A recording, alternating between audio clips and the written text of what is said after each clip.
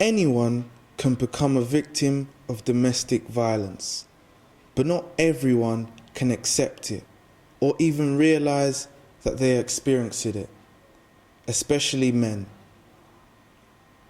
Did you know that an average of 30 men are killed each year as a result?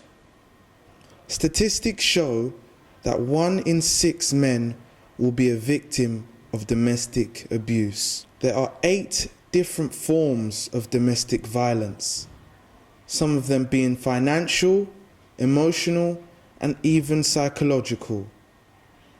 In the Kirklees area alone, a staggering percentage of more than 18% of women and 2.5% of men aged between 16 and 59 have experienced at least one incident of sexual abuse.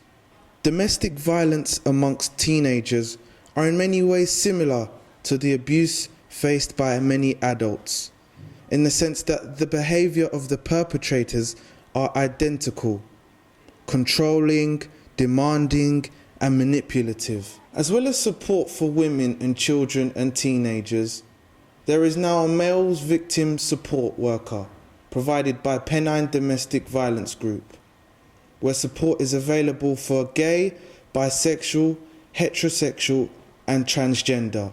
Police receive an emergency call every 3 minutes from a male victim. What are your thoughts? It can happen. I mean, I've had it happen to me before, and it's horrible to go through it. It really is. But the police should respond, even if it's a male victim, just as effectively as they should if it's a female victim. I didn't cope very well with it. It affected me mentally and physically. I lashed out, and when I got out of that relationship, that's when I sought the help I needed. I went to see my doctor. He prescribed antidepressants and therapy, counselling for abuse victims. So yeah, I do believe a lot of people, many men and women included, will stereotype men as the abusers in a relationship because they don't want to see or hear or acknowledge that a woman can be just as abusive as a guy can be. I think that's quite shocking, because I thought women would get phone the police up more. I didn't realise that it would be that high, because I thought it was quite low domestic violence, but I never knew it was that high. I guess I would obviously talk to someone trusted, like a friend, or because I'm at uni, I'll probably might talk to a teacher, and then if it's really serious, I might go to the police, but I don't really know, really.